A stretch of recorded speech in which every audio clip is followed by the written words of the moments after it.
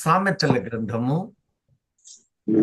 30వ అధ్యాయము 18వ వచనాన్ని ఒక్కసారి ధ్యానించండి. నా బుద్ధికి నా మించినవి బుద్ధికి ఉమ్, మూడు కలవు, ఉమ్. నేను గ్రహింపలేనివి నాలుగు కలవు. అవేవనగా అంతరిక్షమున పక్షిరాజు జాడ, బండ మీద సర్పము జాడ, నడి సముద్రమున ఓడ నడుచు జాడ, కన్యకతో పురుషుని జాడ. ప్రియమైన దైవజనమా, 4 అంశాలను మన ముందు ఉంచుతూ ఉన్నాడు. గత సమయములో మనము ఈ అంశాలలో ఒక మాటను ధ్యానించాము. అదేమిటి అన్నప్పుడు, అంతరిక్ష దావీదు మంచి జ్ఞానము కలిగిన వాడని, అతని జ్ఞానమును శోధించడానికి జ్ఞానులను వెంట పెట్టుకొని అనేకులు అతని కంటే, ఆ దేశపు జ్ఞానము కంటే మా దేశము, మా ప్రాంతము, మేము జ్ఞానులమని నిరూపించడానికి ఎంతో ప్రయాసపడ్డారని, కానీ సొలొమోను జ్ఞానమును శోధించుటకైనను వారి పరిమితులకు సమాధానమే లేని స్థాయిలో వారు దిగజారని, అంతటి బలమైన జ్ఞానము, వివేచన జ్ఞానము, బుద్ధి ఇవన్నీ ఇచ్చాడని దేవుడు వారు గ్రహించి అనేక బహుమానాలు ఇచ్చి వారిని ఇంకానో సొలొమోనును హెచ్చిస్తూ ఉన్నారు. జ్ఞానం ఎంత గొప్పది! సొలొమోను ద్వారా దేవుడు తన ఆత్మతో ఈ కార్యాలు జరిగిస్తూ ఉన్నాడు. సిరి సంపదలను కోరటము కంటే జ్ఞానము కోరడము ఎంతో యుక్తము, మేలైనది. కారణం, సిరులు, సంపదలు జ్ఞాని చేతిలో ఉంటే అవి నిలబడతాయి. అజ్ఞానముతో లోకానుసారమైన యావలు, కోరికలతో ఉంటే అది చివరకు వ్యర్థమైపోతాయి. ఈ లోకంలో మనం ఎందరినో చూస్తూనే ఉన్నాం. అందుకనే సొలొమోను అంటున్నాడు మాట, నా బుద్ధికి మించిపోయినాయి, నా ఆలోచనలను దాటిపోయినవి అంటూ ఆత్మీయమైన అంశాలను తెలియచేస్తూ ఉన్నాడు. అందులో భాగంగానే మొదటి మాట గత సమయములో మనము వెతికాము. అంతరిక్షములో పక్షిరాజు. అంతరిక్షము ఏమిటయ్యా అంతరిక్షపు పరిస్థితి అంటే, భూమి మీద కానటువంటిది, భూ సంబంధమైన జీవనానికి దూరమైనటువంటిది అంతరిక్షము. అంతరిక్షము ఆయన మహిమను వివరించుచున్నదని రాజైన దావీదు నోట పలుసార్లు నీ మహిమను ఆ ఆకాశములో దేవుడు అనేకమైనవి ఆయన జ్ఞానముతో, వివేచనతో సృష్టిని ఏర్పాటు చేశాడు. అంతరిక్షాన్ని పరిశోధన చేయడానికి లోకములో ఉన్న జ్ఞానులు ఎంత కనుగొన్నా వారి జ్ఞానానికి అవి అందటం లేదు. నీవు వీటిని ఆత్మ సంబంధమైన స్థితిలో గమనిస్తే, ఈ అంతరిక్షం అనేటటువంటి దానిని పోలుస్తూ అది దేవుని సన్నిధి, పరలోకపు గవిని ఆ రాజ్యములోనికి పక్షిరాజుని లోకముగా చూపుతూ, ఈ లోకములో పక్షిరాజు స్వభావము నీలో నాలో ఉండకూడదని, అవి ఒకనాడు ఉన్నాయి, ఇవన్నీ మనుష్యులుగా ఉన్నప్పుడు ఉన్నాయి, ఇప్పుడు నీవు భూ సంబంధివి కాదు. ఎప్పుడైతే బాప్తిస్మము తీసుకొని రక్షించబడ్డావో అప్పుడు నీవు పరలోక సంబంధివి, నీవు దేవుని సంబంధివి. ఈ పక్షిరాజుకున్న స్వభావాలు ఇకపై నీలో ఉండకూడదు. ఉంటే నీవు అక్కడికి వెళ్ళవు గనుక నీవు మెలకువగలిగి వాటిని నిరంతరం, ఇది పోరాటమే, వాటిని సంపూర్ణంగా పారద్రోల అని తెలియచేస్తూ ఈ పక్షిరాజు స్వభావాల, ఈ యొక్క గ్రద్ద హృదయము మనలో ఉండటానికి వీలు లేదు. రాతి హృదయం అది, కఠిన హృదయం అది, కనికరము లేని హృదయం అది.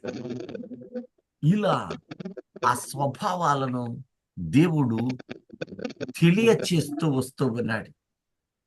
అందుకనే ఈ స్వభావము కలిగిన వారు తిరుగుబాటు, తృప్తి లేని జీవితం, ఎంత సాధించినా సంపాదించినా ఇంకా ఏదో ఈ లోకాన్ని ఆకట్టుకునే స్వభావం.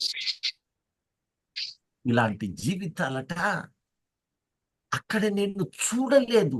ఎందుకంటే సొలొమోను జ్ఞాని, అతని మాటలు కావవి.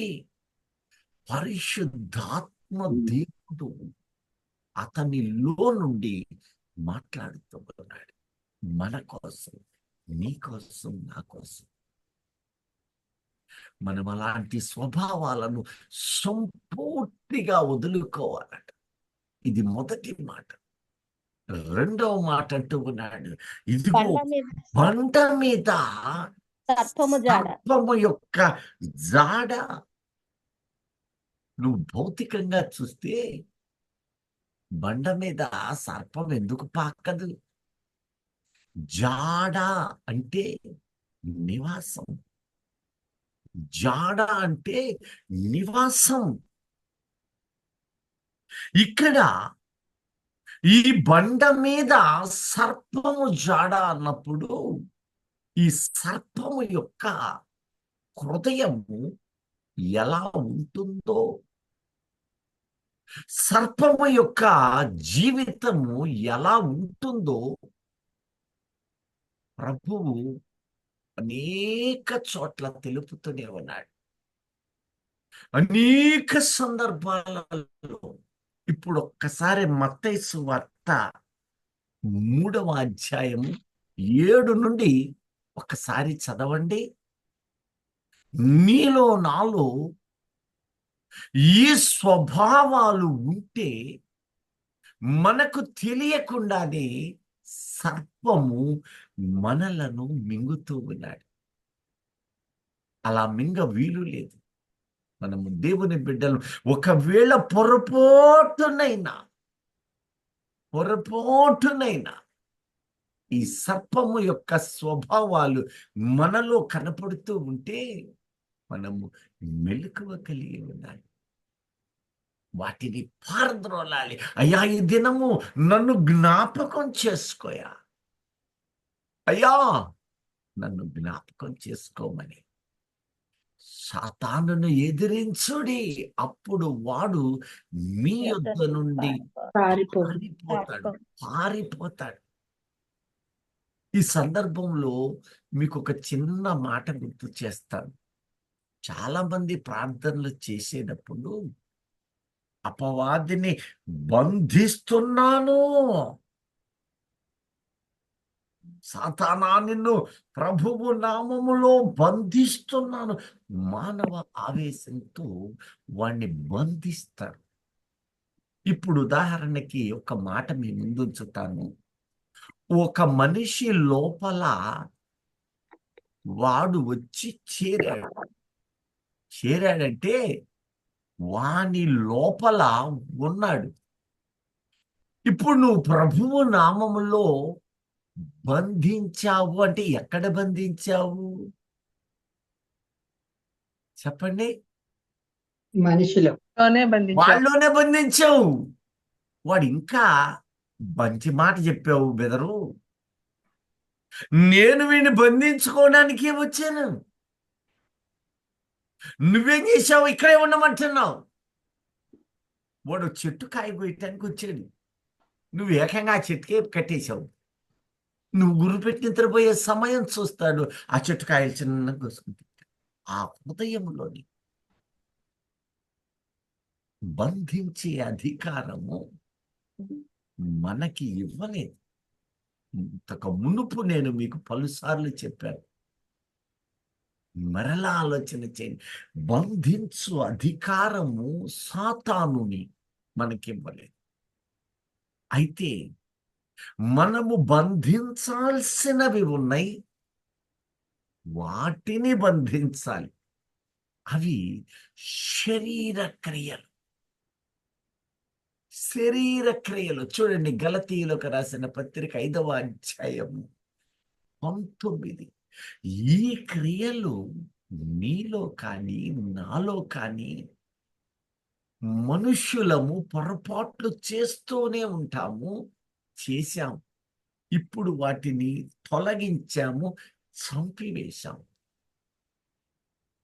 ఇక మీదట అవి మనలో ఇక కనపడకూడదు.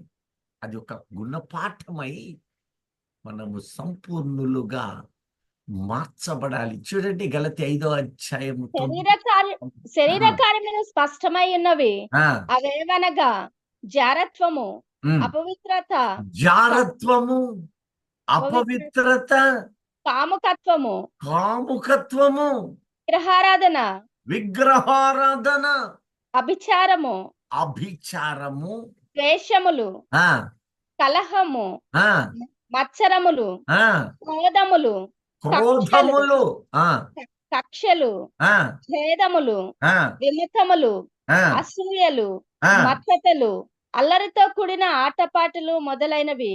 ఆ వీటి గురించి నేను మునుపు చెప్పిన ప్రకారము ఇట్టి వాటిని చేయువారు దేవుని రాజ్యమును స్వతంత్రించుకొనరని చూడండి, మీతో స్పష్టముగా చెప్పుచున్నాను. వ్యత్యాసం చెప్తా. దేవుని రాజ్యమును స్వతంత్రించుకోలేరు. ఆక్యుపేషన్.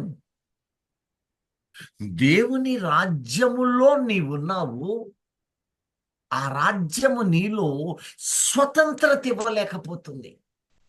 దేవుని రాజ్యము ఇక్కడే ఉంది, మనలో ఉంది, మనతో ఉంది. ఆయన కలువరి శిలువ ద్వారా మనకి ఈ భూమి మీద ఇచ్చాడు.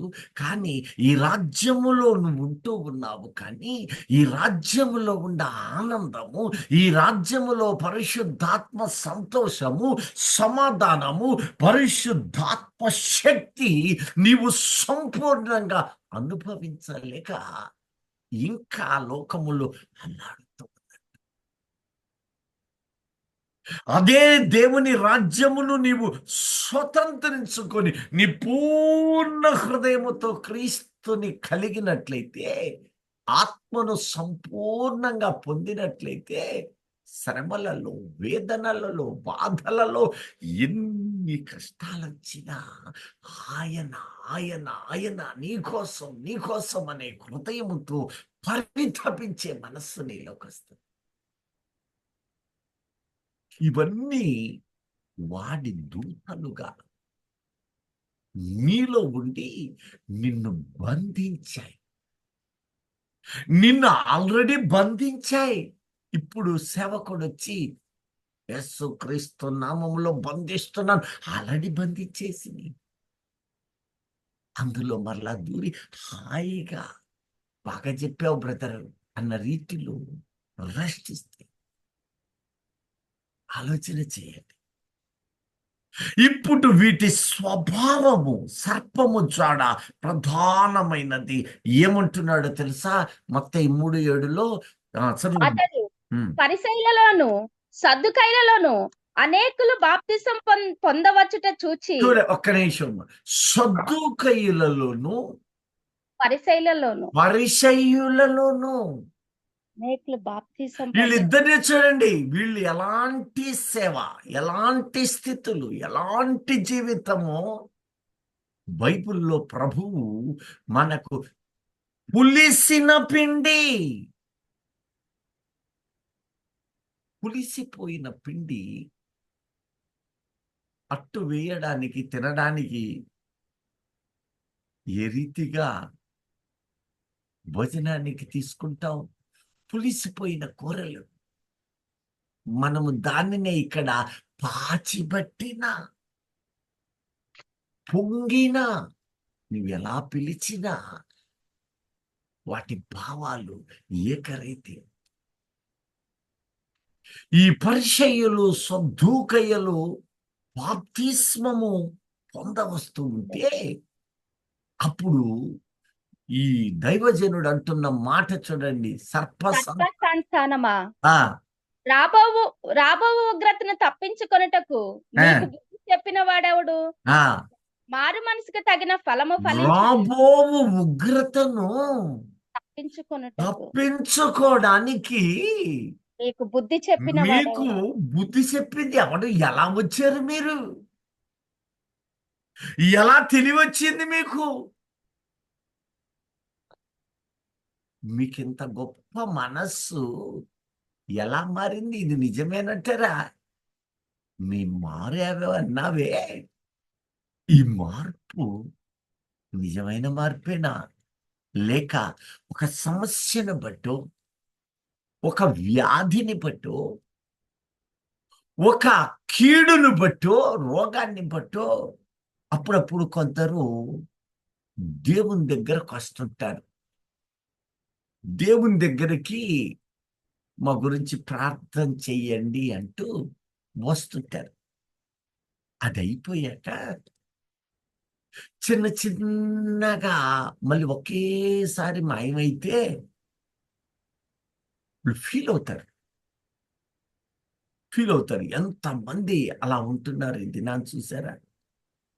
చిన్న చిన్నగా భాగభాగాన్ని దాటిపోతుంటారు. వారు ఎరుగరు, వారు మరలా ఊబిలోనికి దిగుతూ ఉన్నారు. అయినా దేవుడు ఏం చేస్తాడో తెలుసా? వారిని హెచ్చరికలతో, శిక్షతోటి మెలకువను ఇస్తూనే ఉంటాడు. అంటే వాళ్ళు వచ్చింది ఎందుకు అంటే ఆ శ్రమ పోగొట్టుకోవడానికి, ఆ ఆపద తప్పించుకోవడానికి. అంతేగాని యేసుని వెతకటానికి కాదు. మారు మనస్సు అంటే మనస్సు పూర్తిగా గత జీవితము తొలగించబడి రిన్యూ చేయబడి నూతన పరచడం. అందుకని వీళ్ళకెవరు నేర్పారు? ఇదేమిటిది అని యోహాను ఆశ్చర్యపడిపోతున్నాడు. సర్ప సంతానమా! ఇప్పుడు ఆ సర్పము యొక్క గుణగణాలు మనము ఒక్కొక్కటి ధ్యానించాలి. అయితే సమయమైంది గనుక దైవజనునికి మనము సమయం ఇవ్వవలసింది. ఈ గుణాలు, ఈ స్వభావాలు నీలో ఉన్నాయని ఎరుగకనే వాడు కలుగ చేస్తున్నాడా? ఎరిగి పొరపాటునైనా చేస్తున్నావా? ఏది ఏమైనా మనము గమనించుకున్న నాడు మనమంతా అంతరిక్షము లేక పరలోక సంబంధివని గుర్తెరిగి వాటిని తొలగించువారమై జీవించున్నట్లు మన ప్రార్థన జీవితాన్ని, మన కుటుంబ జీవితాన్ని సరి చూసుకుందాం. మరుసటి కాలములో వీటన్నిటినీ మనం 1 by 1 ధ్యానించబోతున్నాం. ఇందును బట్టి దేవునికి మహిమ కలుగునుగాక. ఆమేన్. సంతోషంగా ఉన్న వాళ్ళు మాత్రం చెప్పండి. ఆమేన్ ఆమేన్ హల్లెలూయా ఆమేన్ నాలో అట్టి స్వభావము పారిపోవును గాక. ఆమేన్ ఆమేన్ ఆమేన్ హల్లెలూయా హల్లెలూయా God bless you. Thank you. పాట పాడండి అమ్మ.